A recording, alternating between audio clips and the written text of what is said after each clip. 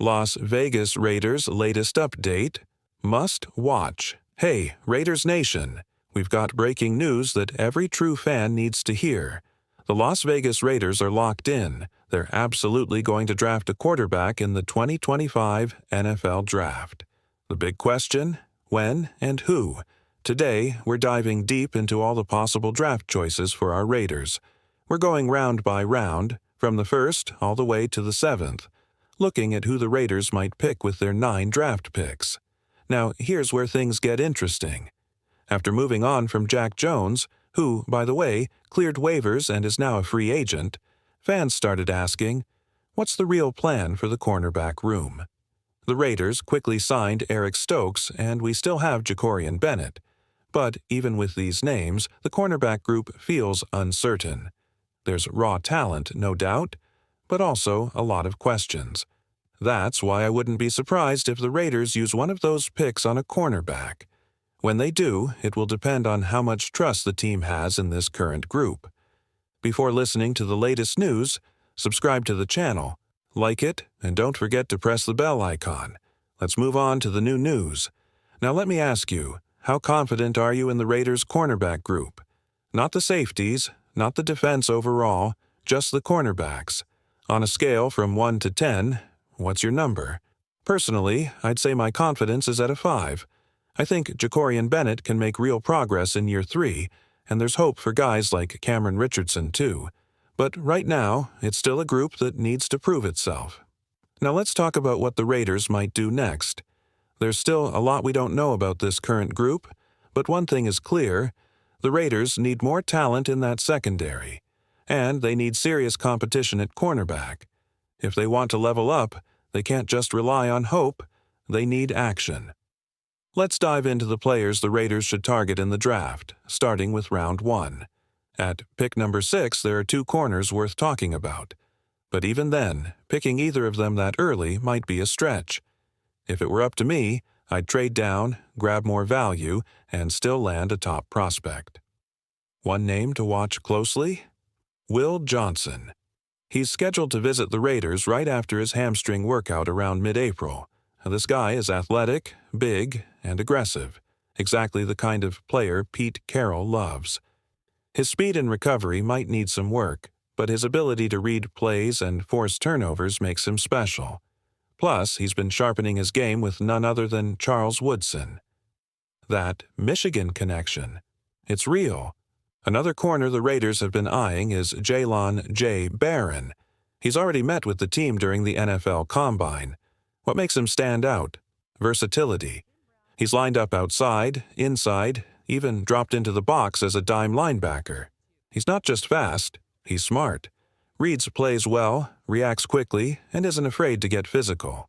For a team that values flexibility on defense, Barron could be a serious weapon. So, if the Raiders stay in round 1 and go for a corner, it's likely going to be either Will Johnson or Jahdae Barron. And now, let's get ready to move into round 2. Now, let's talk about round 2. This is where things get exciting. The second round opens up a world of possibilities for the Raiders. That's why trading back from the 6th overall pick makes so much sense. The depth at corner in this part of the draft, it's solid. One name the Raiders are clearly interested in is Benjamin Morrison. He already had a top 30 visit with the team and met them at the Combine. He's got 9 interceptions in 31 games. That's the kind of production you can't ignore. Even though he's not the biggest guy on the field, he plays with heart. Tough, competitive, and clearly in love with the game. Exactly what this new coaching staff is looking for. Another player quickly climbing the Raiders' radar is Trey Amos out of Ole Miss. He met with the Raiders at the Combine and brings something special. Sharp instincts and great ball skills. He's always near the action. Every year in the SEC, he kept getting better. That kind of growth matters. At pick 37, Amos would be a strong, smart choice. There's also a lesser-known name that shouldn't be overlooked: Siobhan Revel Jr. from East Carolina. He met with the Raiders too and fits the mold of what Pete Carroll loves. Tall, long, and athletic. At 6'3", with great reach and movement, he almost has that Richard Sherman look. He tore his ACL last September, but the reports say he'll be ready for Week 1. If he returns strong, he could be a late-round steal. Now, as we move into round 3 and pick number 68, the Raiders still have chances to add quality talent to the cornerback room. Day 2 of the draft? That's where this team could quietly build something special. This is the stage of the draft where hidden gems start to shine, and smart teams take advantage. One name that's catching more attention lately is Darien Porter. He's a rare athlete with incredible speed and acceleration. His path to becoming a cornerback is unusual. He spent time playing wide receiver before switching to defense. He only started at corner in his 6th year of college, but his athletic ability? Off the charts. Pete Carroll has a history of working with raw, high-upside players like this. Remember Tariq Woolen? Porter reminds some people of him. While he might not be ready to start right away, he could grow into something special. At the very least, he's a weapon on special teams. But if developed correctly, he could be much more.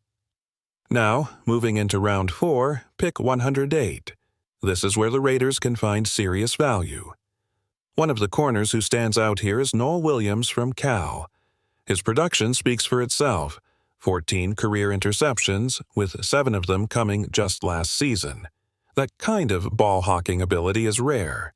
Williams fits best in pressman coverage. He's physical, aggressive, and knows how to battle at the line of scrimmage. But what makes him even more valuable? He's also solid in zone coverage. That versatility could be a major asset in Patrick Graham's system. Sure, he's not the most athletic player when it comes to testing numbers, but on the field, he's a tough, smart, and dependable corner. Rounds 3 and 4 might not be flashy, but for a team like the Raiders looking to build something real, these rounds could be gold. Let's talk about effort, because that matters in a Raiders uniform. When you watch Noel Williams, one thing stands out: his attitude toward the run game. Now, he may not be elite against the run yet, but you can see it. He wants to be. And in the NFL, that effort sets players apart. Some corners avoid contact. They hesitate. They make what people call business decisions and stay far away from tackling. But Williams isn't like that. He's willing to step up. And for a defense that wants to play with grit and toughness, that mindset is exactly what the Raiders need. Now, moving into round 5, if the Raiders haven't taken a corner by this point, that's where things get a little tense. But there's still talent to be found. And I believe there's real value here. These mid-rounds are where teams like the Raiders can find players with something to prove. Guys who may not be perfect but are hungry, physical, and coachable. Corners in round 5 might not come with the hype of first-rounders, but if developed right, they can become long-term starters.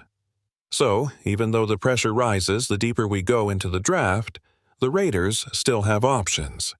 The key is finding corners who match this team's new identity: aggressive, disciplined, and ready to fight for a spot on the field. Let's dive deeper into round 5, where hidden gems can still shine. At pick 143, the Raiders have a real shot to grab a cornerback who brings both toughness and upside. One name that stands out is Kobe Bryant from Kansas. Now, his combine performance wasn't great. But let's be real. Football isn't played in shorts and cones. Some guys don't test well, but shine on the field. Bryant is one of them. He's not the fastest corner, and in man coverage he has his limits, sure. But when it comes to helping in the run game, this guy shows up. He plays with attitude. He's physical. And when things get gritty, he's not afraid to get involved. That's something the Raiders' secondary could use more of: heart and hustle. Another name heating up for the Raiders is Frazier from UTSA, and it's not a coincidence. Pete Carroll has a history of liking long, athletic corners, just like Tariq Woolen, who also came from UTSA. While Frazier isn't as freakishly athletic as Woolen, he fits the mold: tall, rangy, and aggressive. In 2024 alone, he put up 15 pass breakups and 6 interceptions. That's production you can't ignore.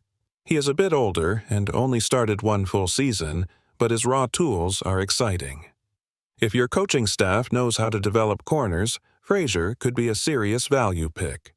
When you're building a defense that wants to punch first, these are the kinds of players you need: physical, instinctive, and hungry. Now, let's talk about a name that's flying under the radar, but shouldn't be. Caleb Ransaw is one of the most intriguing prospects the Raiders could target in the later rounds. Why? Because he already looks like he belongs on an NFL field. His frame? Pro-ready. His mindset? Tough, aggressive, and physical. Most young defensive backs still need time to fill out their bodies and adapt to the speed of the pro game. Ransaw? He's ahead of the curve. What makes him even more valuable is his ability to play that big nickel role. A slot defender who isn't afraid to get physical near the line of scrimmage. And let's be honest, the Raiders have plenty of outside corners. What they need is a gritty, hard-hitting presence in the slot. Ransaw brings that with a mentality that's straight out of the Amick Robertson playbook. He may not be quite as twitchy or athletic as Amick, but he's built tougher, and that's saying something. Now, jumping into round 6, where the Raiders hold 3 picks, 180, 213, and 215. The board could shift a lot, but there's always room to find a gem. If Las Vegas dips into the cornerback pool here, 4 names feel like reasonable guesses. Denzel Burke, familiar with big stage competition at Ohio State. Quincy Riley, a versatile defender from Louisville who flashes ball skills. Jalen Smith, a steady presence from USC with strong instincts.